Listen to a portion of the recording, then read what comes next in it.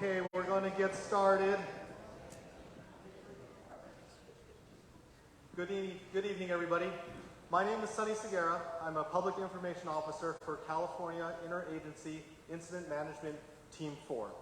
I'd like to welcome and thank you for having us in your community and giving us the opportunity to update you on the Ridge Fire. But first of all, I'd like to thank the Glacier Bible Camp for allowing us to use this facility numerous times over the past 2 weeks. So thank you very much. Jeff and Jim in the back, thank you very much. Can we please give them a round of applause?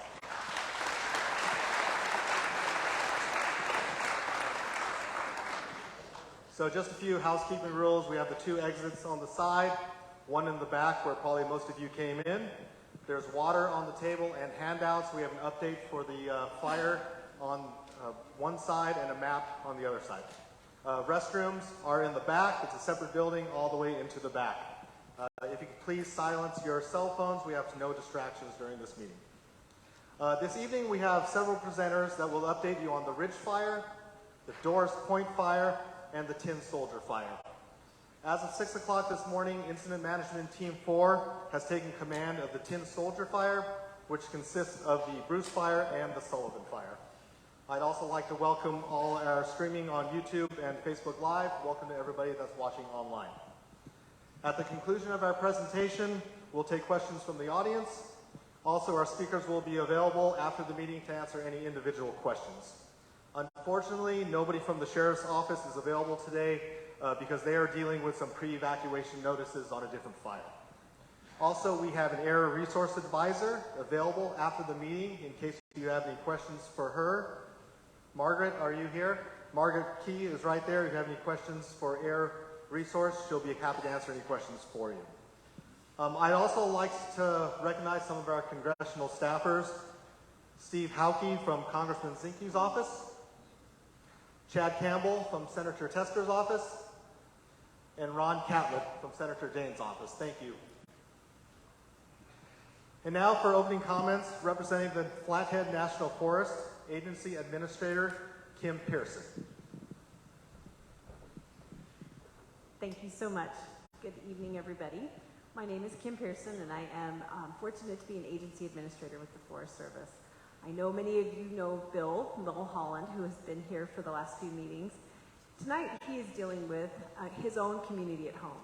They're evacuating homes, and he needs to be there. So I'm grateful to have the opportunity to be here and to share some information with you and to just give a little bit of a thank you to you. Thanks for the patience you've shown and the support that you've shown, all of the firefighters and all of the efforts that are going on here.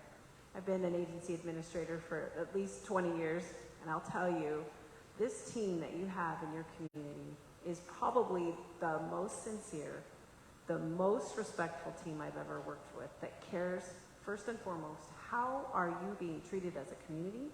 How are you being respected and heard? And how can they share information? I am continuously touched by just the thoughtful things they're thinking about doing. They've gone above and beyond to make sure we have all of the folks that want to participate tonight on the media. So thanks for waiting for that to happen so that we can share the message with as many as we need to. They've done a great job. The Forest Service, we tend to speak in acronyms and we say things to each other that we think we understand. And I think your team has done an excellent job of going above and beyond and showing what a shaded fuel break looks like. What does it mean when we talk about indirect lines? So if you haven't had a chance to check out some of that information, please take a look at it online. I think it does a great job of understanding the context of why. Again, Bill wishes he could be here. I am excited to be here with you and look forward to your questions. Thanks again for your patience, and thanks again to Team 4 and also the team that was here locally staffing up the Tin Soldier. They transitioned last night, and just knowing that local folks were working and caring about each of you is important to me. So thank you and look forward to your questions.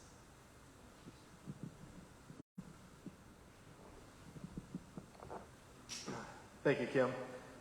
Representing California Interagency Incident Management Team 4, Operations Section Chief Drew Graham will give you an update on the fire. Good evening, everyone. Thanks for having us up here. So I'll start with the size of the fire. So the Ridge Fire is at 3,477 acres and 20% contained. The Doris Point Fire is at 868 acres. And then the Tin Soldier Fire fires, the Sullivan Fire is 3,408 acres. And on the Bruce Fire down there, 2,558 acres. And now I'll circle back to the Ridge Fire. We've made a lot of progress since our last meeting. The firefighters out there have been working really hard. They were challenged the last few days with this weather, as you guys all felt. Many of you talked to me about how hot it was last night, and they certainly felt that. But they definitely stayed engaged, they were safe, and we continued that direct action that we had talked about. First, I'd like to start on the west side of the Ridge Fire. That's Division Alpha. That goes from Emery Creek all the way up to Emery Ridge now. And all the hand line that was installed there has held. We've mopped up. We've got a pretty secure perimeter, and we're continuing to engage that with crews and aviation assets as necessary. So everything looks really good. Our strategy worked out for us to make sure that west side of the fire is secure. And these last couple of days with the weather, that was definitely tested. So we're feeling even more confident about that side every day. In Division Mike, on the north side of the fire, coming up from Emery Ridge down into Emery Creek, crews were able to engage in a difficult area on the west side of that division. It was pretty active yesterday, but they stayed in there, worked with helicopters going direct, and got that line secured yesterday. So we have a combination of hand line and dozer line across that whole northern section of the Ridge Fire down into Emery Creek. They've got hose in there. They're continuing to secure that, and they worked it pretty hard today. So it is looking really good in Division Mike. On the Romeo side, that's the northeast side of the Ridge Fire, around Hungry Horse Mountain. That was our most active side yesterday. It made a little bit of a run, but it settled down. Today, with the weather being windy but cloudy and a little bit of rain, kind of just kept things at bay, and the crews engaged in there this morning, and we're shuttling resources from the west side of the fire to the east side to help bolster those forces over there to continue that direct line action. And they were in there today. The fire behavior wasn't as active as we had planned for, so they remained engaged and going direct over there. And then coming around that far east side down into Division Whiskey, that fire was active today, but we have a really secure line from the bottom of Emery Creek there going off to the east as it hooks a left there, or your right, and goes into Hungry Horse Mountain. And they made really good progress on that, what we're calling a slop over, that little finger that kind of sticks out to the east there. They got around that today. They used a lot of aviation assets. Hats off to the helicopter pilots because they were working in some pretty high winds. And they stayed in there as long as it was safe to do so and provided support to the firefighters on the ground. So overall, around the fire, we're making progress. We feel really confident in where we're going.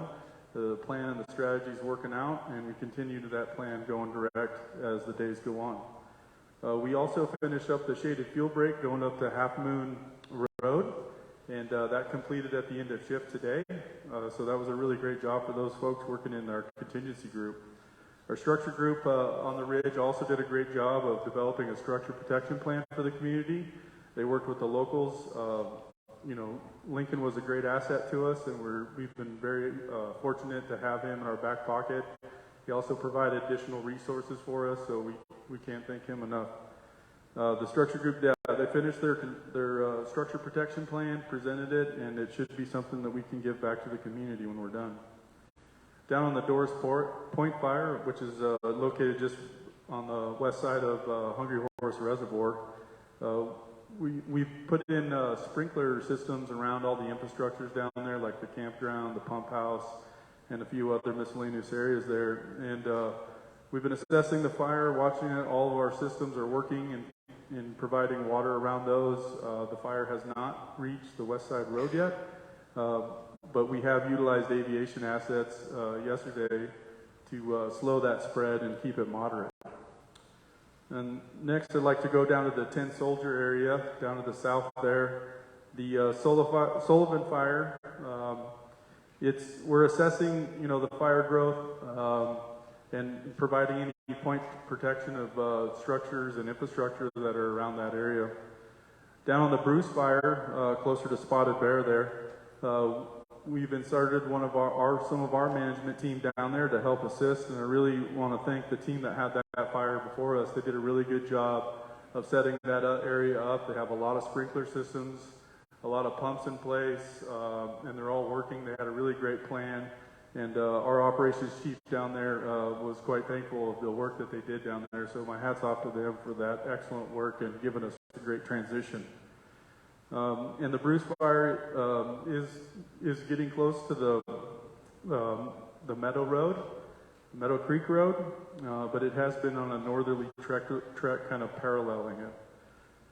That fire was a little more active today. They did receive a little bit of precip, but before I came out here, they were using a helicopter to help keep that fire in check.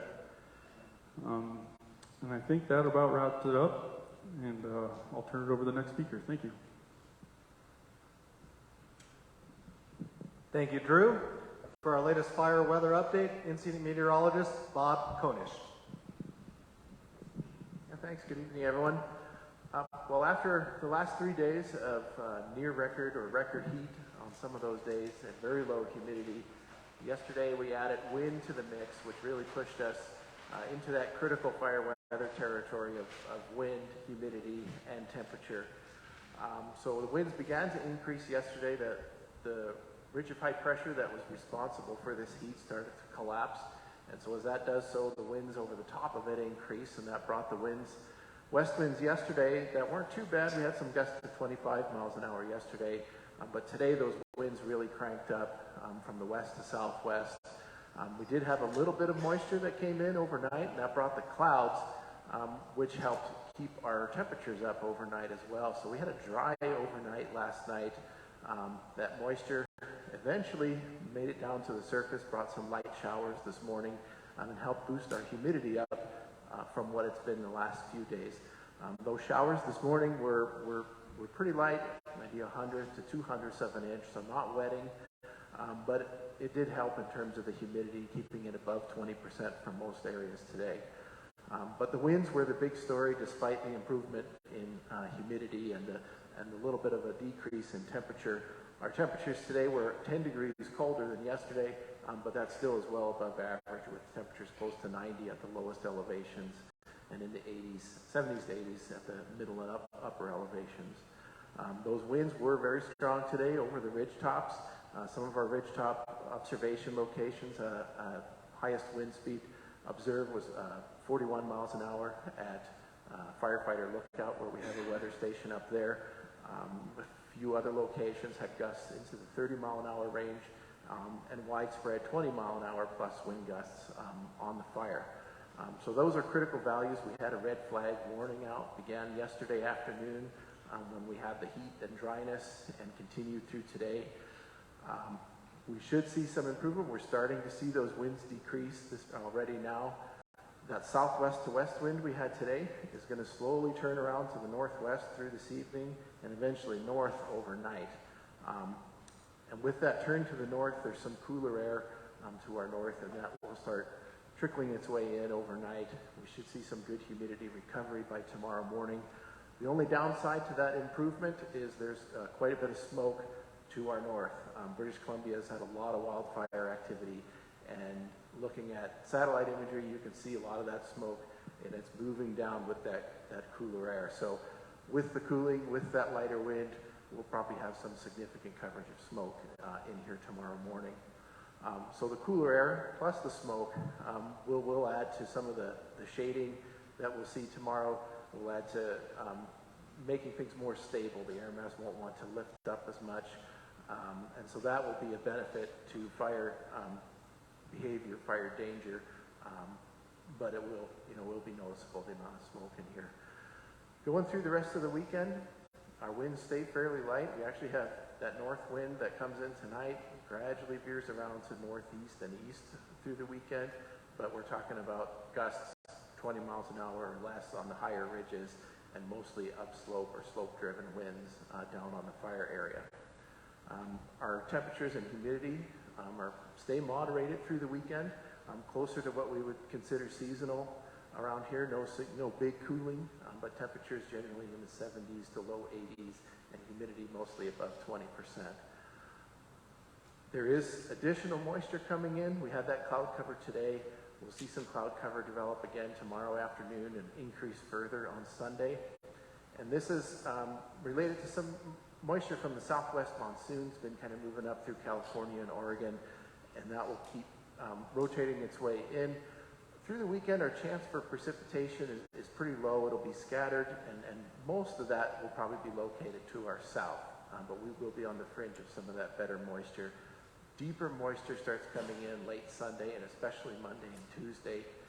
And I'm sure you heard on the news and stuff, there's a tropical system moving up towards Southern California. And it's actually some of that moisture that gets entrained into the flow and comes through up here. Of course, it won't be tropical, it won't be significantly heavy, but it will be enough to bring us a pretty decent chance of wetting rain on especially Monday and Tuesday. So those look like the coolest days, the highest humidity, the most cloud cover, high probability for getting 1/10 of an inch of rain or more out of showers both those days. There is a slight chance for thunderstorms, especially on that Monday period, but the good news is we'll have enough moisture that those would be the wet variety of thunderstorms, and not as high of a coverage with the decent cloud cover we'll have then too. So again, mostly moderating, improving conditions in terms of clouds, humidity, and temperature as we move into early next week. So that's your fire weather forecast. I'll turn it over to the next speaker. Thank you, Bob. It was a very comprehensive weather report. Next, we have our fire behavior analyst, DeAndre Wiley. Thank you. Good evening. DeAndre Wiley, Fire Behavior Analyst for Team 4. I kind of want to start my presentation starting back on the 9th when we had the rain, looking at our transition around the 12th and kind of where we are right now. So when we did have the rains on the 9th, the atmosphere was perfect for firefighters to engage directly on the line. The temperatures were down, the RHs were up, there was cloud cover, so not a lot of solar radiation, so that allowed us to engage where we really need to engage. And also with those wetting rains, it allowed all the down and dead fuels to suck up that moisture. So the burning was more of a creeping, smoldering type of fire. So that was good for us. That gave us a lot of days to do what we had to do to implement the plans that we put together. And then as we transitioned to the 12th, we started getting hotter and drier. The RHs started dropping, temperatures started going up, less cloud cover, and a more hotter temperature. So what that did is those fuels dried out rather quickly, and they became available to propagate the fire. We had some pretty significant fire activity on those days. The fire activity for the past week or so has been surface fire runs, meaning running on the surface, and then wherever we had alignment with slope and fuels, the fire would get up in the crown. So when the fire gets that intensive, firefighters can't directly engage. We need aircraft and heavy machinery to help us suppress those fires and put in control lines. So we've been dealing with that for the past 5 or 6, 7 days with a really, really dry heat. We've been in a red flag warning for about 2 operational periods. So the good thing about that is we're going to transition, and a bulk of that fire activity should dwindle significantly, going from very active to moderate to minimal to patrol status in some areas. So with that, I'd like to start at the Ridge incident, starting here on the most western flank. Interior smoldering and creeping. As we come up to the north, the same profile. Firefighters and aircraft made really good progress on the eastern edge. So I could see that being in smoldering and some creeping in that area. There may be a few hot spots that flare up from time to time until that gets completely controlled. And then moving over to the Doris Point fire, that hasn't moved a whole lot, very little movement. It's on the very top of a ridge. So on the far west side, minimal movement to the west. On the north side, it's just creeping into the Doris Creek drainage. And on the east side, it's just slowly backing toward the reservoir there. On the south side, it's just slowly backing into the Lost Johnny Creek area. So minor movement and rate of spread. And like I said, starting tomorrow, we transition to the much cooler weather. The fire behavior should really be suppressed significantly. Moving down to the Sullivan on the west side, since it's situated pretty high up, it's going to be backing. And when we say a backing fire, meaning it's not a flaming front that's going to preheat the fuels in front of it that would cause the fire to keep running. The bulk of this fire is going to be in a backing persuasion, so easy for firefighters to engage. A similar profile in the north. There are a few topographical features where the fire may make some large runs. The good thing is it's been socked in for the past couple of shifts, but when the sun comes out, when it gets a lot of ventilation, that's when it starts to take off. Moving down to the Bruce incident, there again, it's high up on the ridge, so it's backing on most of the fronts there. The piece that did move out today, the sun came out in that area, so it had a lot of ventilation, which caused it to make it run. The good thing about that is it came off the mountain slope and ran into flat ground, so firefighters will be able to pick that up there. And looking overall with our weather pattern, as the IMED had mentioned, we're looking at really good weather, so I would surmise that the fire behavior should go down to smoldering and creeping. Thank you for your time. Thank you, DeAndre. That was some very good information. For closing comments, Incident Commander for Incident California Interagency Incident Management Team 4, Jake Cagle. Good evening, everybody. First and foremost, I want to take the opportunity to applaud everybody here for showing up to these community meetings. This is the third one that we've held, and we've had a very good turnout. So thank you for being engaged in your community and concerned with your community. I really appreciate all you guys being here. Also, I'd like to give a big thanks to Glacier Bible Camp for hosting us here for 3 times now. We know it is an impact because they currently have operations going on just like we do. They are facilitating camps here. So thank you for that. Really appreciate it. And also want to thank the congressman and the senator staff. This is the 3rd time you guys have been here. Thank you very much. You guys are actively engaged in your community, and that means a lot. We don't get to see that too much in California, so that's pretty amazing. So, and so much too, yesterday they took a tour of our camp. They were engaged, wanted to see what was going on and learn what we do as a incident management team. So, thank you very much. Appreciate that.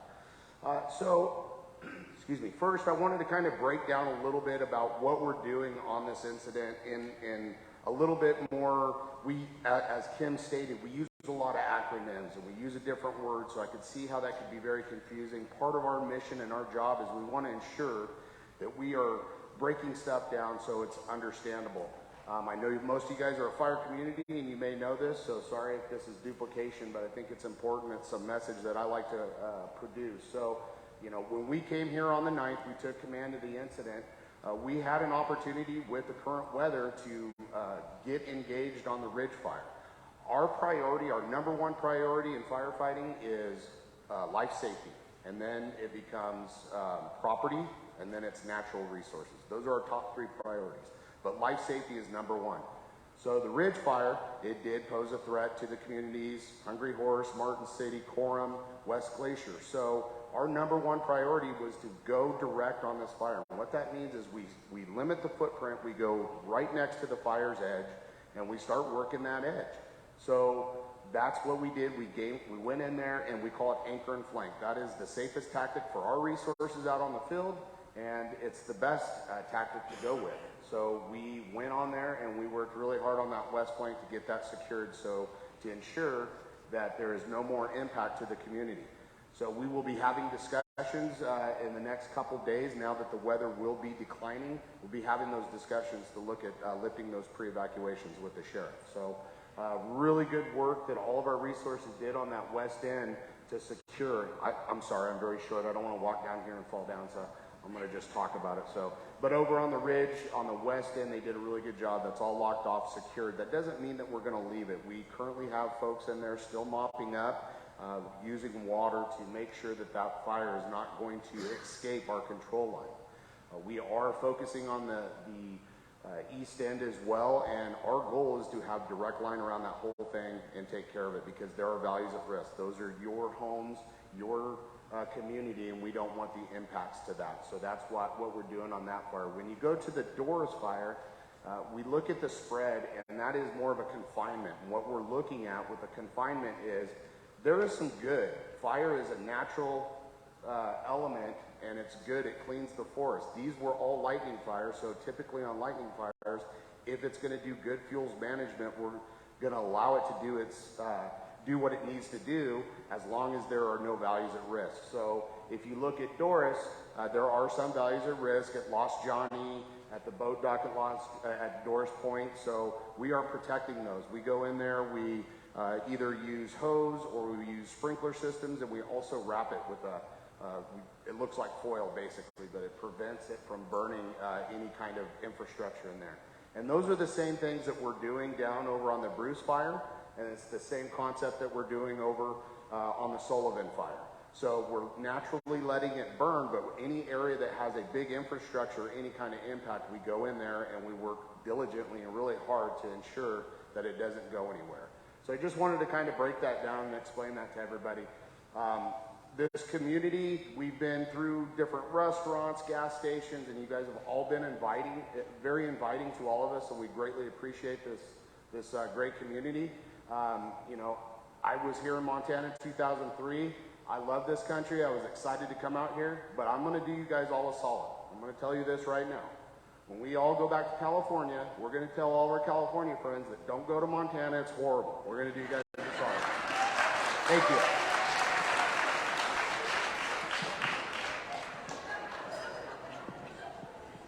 All right, thank you, Jake.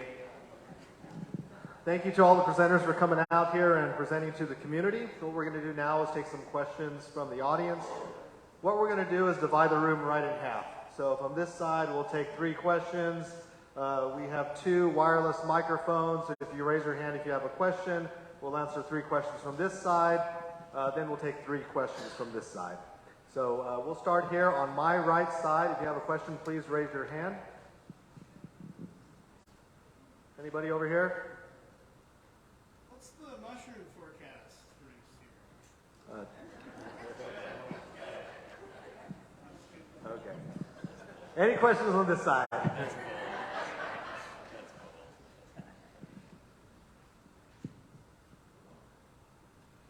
I live in West Glacier, and I'm interested in the half moon. Somebody mentioned half moon, and I don't see half moon on the map. You're working on creating a fuel break or something like that? I'm interested in the fire moving north. I don't want that. Yeah, we agree. We don't want the fire moving north either.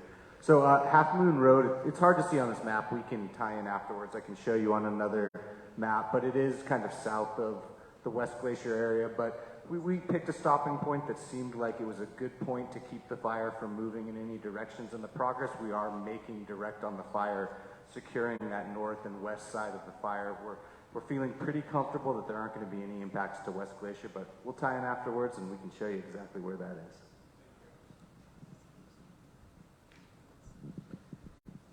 Okay, any more questions on this side? No questions. Do we? Yes, ma'am.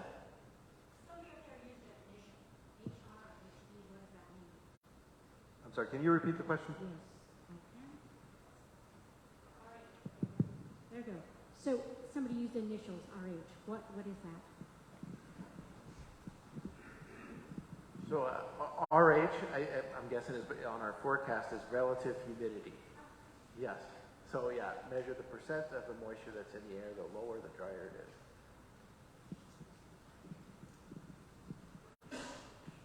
Okay. Darren? Thank you guys for everything. This isn't really a judgment, it's just a curiosity question. I'm curious how funds flow for this kind of thing. Is it a federal? Do you guys manage all the funds for all the teams? How does the money flow to make all this happen?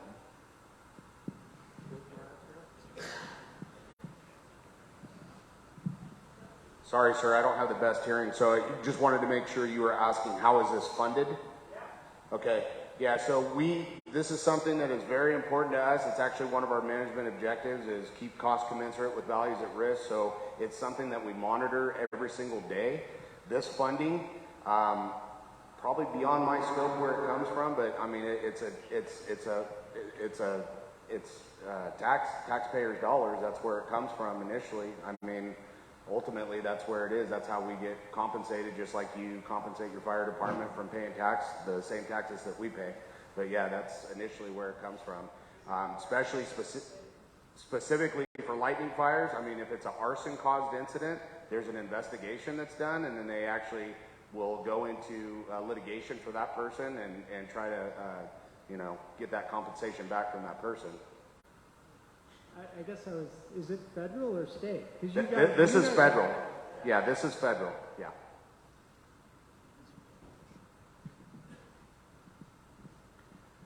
Okay, any more questions? Do we have any online questions? No online questions. Okay. Well, if there's no more questions, our presenters will be around if you want to ask them any questions. Okay, we have some maps in the back that you can take a look at and point to, as well as the one up here. I'd like to thank you all for coming out to the community meeting. Make sure you take all your belongings with you as you leave. Don't forget to turn your cell phones back on. Thank you very much.